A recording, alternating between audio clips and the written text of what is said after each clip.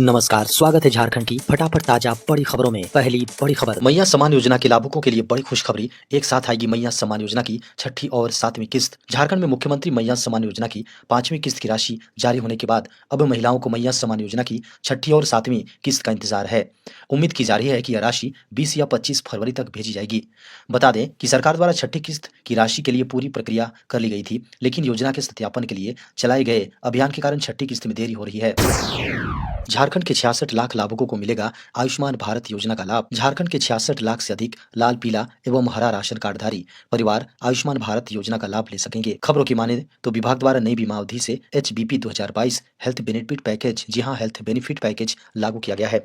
इसके अंतर्गत 534 नए पैकेज भी शामिल किए गए हैं एवं पुराने पैकेजों की दर को संशोधित किया गया है। झारखंड की राजधानी रांची और देवघर में खुलेंगे वैदिक स्कूल। वेदों व शास्त्रों की होगी पढ़ाई। झारखंड के स्कूली बच्चे अब वेदों और शास्त्रों की विद्या प्राप्त करने के लिए तैयार हो रहे हैं। इसके लिए कांची पीठ ने झारखंड के धार्मिक न्यास बोर्ड को पत्र भेजा है। वैदिक स्कूलों की स्थापना से झारखंड के बच्चों को वेदों और शास्त्रों की जानकारी मिल सकेगी, जिससे वे अपनी संस्कृति और परंपराओं को गहराई से समझ बना पाएंगे। 36 डिग्री पहुंचा झारखंड का अधिकतम तापमान। फरवरी महीने में पड़ेगी अप्रैल वाली गर्मी। झारखंड में बीते 2 दिनों से अच्छी खासी ठंड लग रही थी, लेकिन अब लोगों को अधिकतम व न्यूनतम तापमान में वृद्धि देखने को मिल रही है। अभी से ही लोगों को मार्च अप्रैल वाली गर्मी सताने लगी है, यानी अब दोपहर में स्वेटर पहनने की जरूरत नहीं पड़ेगी। तापमान में अच्छे उछाल के कारण से दिन गर्म रहने वाला है। तकनीकी कारण बताकर दाखिल खारिज अस्वीकृत करने पर सीओ पर हो सकती है कार्रवाई। अंचल में दाखिल खारिज से संबंधित मामलों पर आवेदनों की अस्वीकृति या आपत्ति के कारणों को सीओ को 50 शब्दों में ठोस बातें लिखकर स्पष्ट कारण बताना अनिवार्य है। बता दें कि तकनीकी कारणों से किसी आवेदन को रिजेक्ट करना सीओ पर भारी पड़ सकता है। प्रदेश के भू राजस्व मंत्री दीपक बिरुवा ने निर्देश दिया है कि रैयतों के आवेदनों को बेवजह रिजेक्ट करने पर अंचलाधिकारी कार्रवाई के दायरे में आ सकते हैं। सुप्रीम कोर्ट ने कहा, सरकारी नौकरी पाना मौलिक अधिकार नहीं। सुप्रीम कोर्ट ने हाल ही में कहा कि हालांकि किसी भी व्यक्ति को सार्वजनिक नियुक्ति पाने का मौलिक अधिकार नहीं है, लेकिन राज्य सार्वजनिक रोजगार चयन प्रक्रियाओं में मनमाने या मनमानी तरीके से काम नहीं कर सकता। न्यायालय ने झारखंड उच्च न्यायालय के उस निर्णय को चुनौती देने वाली अपील पर यह टिप्पणी की, जिसमें राज्य सरकार के चतुर्थ श्रेणी वर्ग पदों से बर्खास्त किए गए कुछ उम्मीदवारों को बहाल करने की याचिका को खारिज कर दिया गया था। झारखंड पुलिस के 38 सीनियर डीएसपी को मिली प्रमोशन। झारखंड पुलिस के 38 सीनियर डीएसपी रैंक के बड़े अधिकारियों को प्रमोशन दी गई है। खबरों की माने तो इन सभी ऑफिसरों को ग्रेड पे 6600 पुनरीक्षित वेतनमान लेवल 11 में प्रमोशन दिया गया है। बता दें कि इसको लेकर गृह कारा एवं आपदा प्रबंधन डिपार्टमेंट ने अधिसूचना जारी कर दी है। झारखंड के चाईबासा से बड़ी खबर है, यहां ठगी करने वाले 4 साइबर अपराधी गिरफ्तार। झारखंड के चाईबासा से बड़ी खबर सामने आ रही है। बता दें कि सोशल मीडिया, फेसबुक और सोशल मीडिया पर ऐड डालकर लोगों को ठगी करने वाले 4 साइबर क्रिमिनलों को पुलिस ने गिरफ्तार किया है। खबर है कि इनके पास से पुलिस ने 23 mobile, 3 ATM card, 25 SIM card, 3 pan card, 2 आधार कार्ड बरामद किए गए हैं। अब नहीं करनी पड़ेगी कई सरकारी ऐप्स की झंझट, भारत सरकार लाएगी सुपर ऐप। भारत सरकार डिजिटल इंडिया अभियान के तहत नागरिकों के लिए एक नई पहल करने जा रही है। बता दें कि वर्तमान में सरकारी सेवाओं के लिए नागरिकों को अलग अलग ऐप्स डाउनलोड करने पड़ते हैं, इससे उन्हें असुविधा होती है। इस समस्या को दूर करने के लिए सरकार एक गवर्नमेंट ऐप स्वीट लाने की तैयारी कर रही है, जहां सभी सरकारी सेवाएं एक ही प्लेटफॉर्म पर उपलब्ध होंगी। इससे नागरिकों को सुविधाजनक और सुगम डिजिटल सेवाएं मिल सकेंगी। सरकार का उद्देश्य नागरिकों को एक ही प्लेटफॉर्म पर सभी सरकारी सेवाएं प्रदान करना है। अभी विभिन्न सरकारी योजनाओं और सेवाओं के लिए अलग-अलग मोबाइल ऐप्स मौजूद हैं, जैसे कि आयुष्मान भारत, उमंग digi locker, Bhim UPI, Aarogya Setu और आधार आदि। इन सभी को उपयोगकर्ताओं को अलग-अलग डाउनलोड और अपडेट करना पड़ता है। इस नए ऐप स्वीट के माध्यम से नागरिकों को सभी महत्वपूर्ण सरकारी ऐप्स एक ही स्थान पर मिलेंगे, जिससे न केवल सेवाओं तक पहुंच आसान होगी, बल्कि उपयोगकर्ताओं को सरकारी योजनाओं की जानकारी डायरेक्ट मिल सकेगी।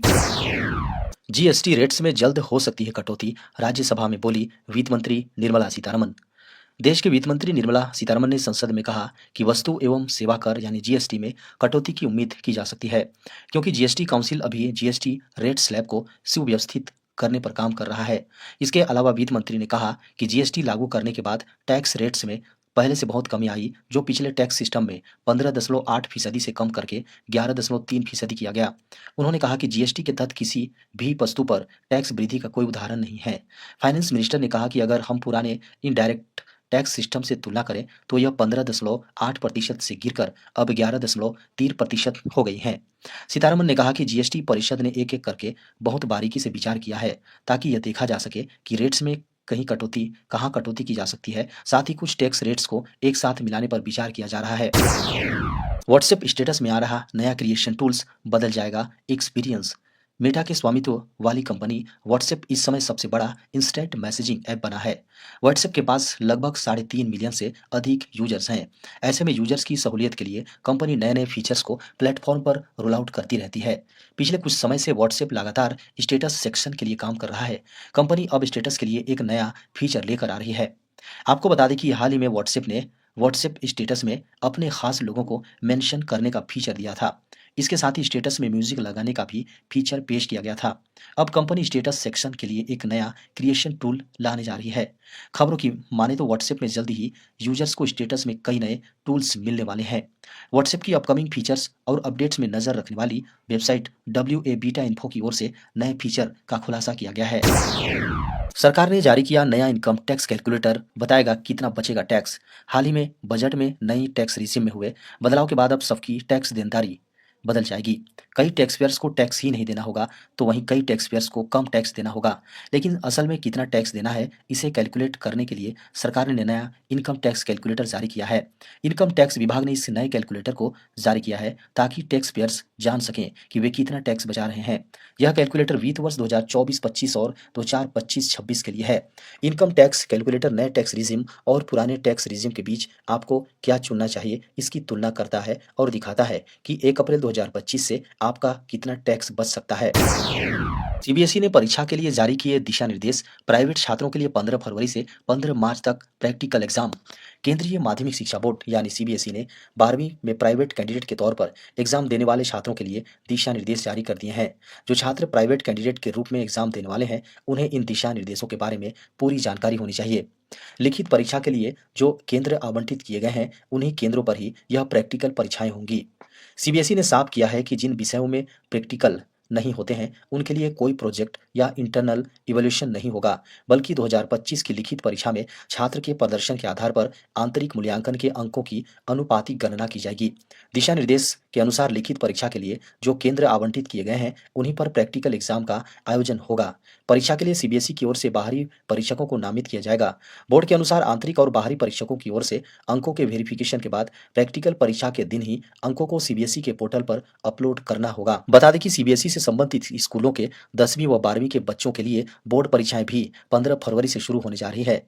इन परीक्षाओं में दोनों कक्षाओं के लगभग 44 लाख छात्र शामिल होने वाले हैं। युवाओं के लिए सुनहरा अवसर, पंजाब एंड सिंध बैंक में निकली भर्ती। पंजाब एंड सिंध बैंक ने लोकल बैंक ऑफिसर पदों के लिए आवेदन आमंत्रित किए हैं। योग्य उम्मीदवार पंजाब एंड सिंध बैंक की आधिकारिक वेबसाइट के माध्यम से ऑनलाइन आवेदन कर सकते हैं। बता दें कि इसके जरिए 110 एलबीओ पदों को भरा जाना है। एप्लीकेशन की प्रक्रिया 7 फरवरी को शुरू हुई और 28 फरवरी 2025 को खत्म होगी।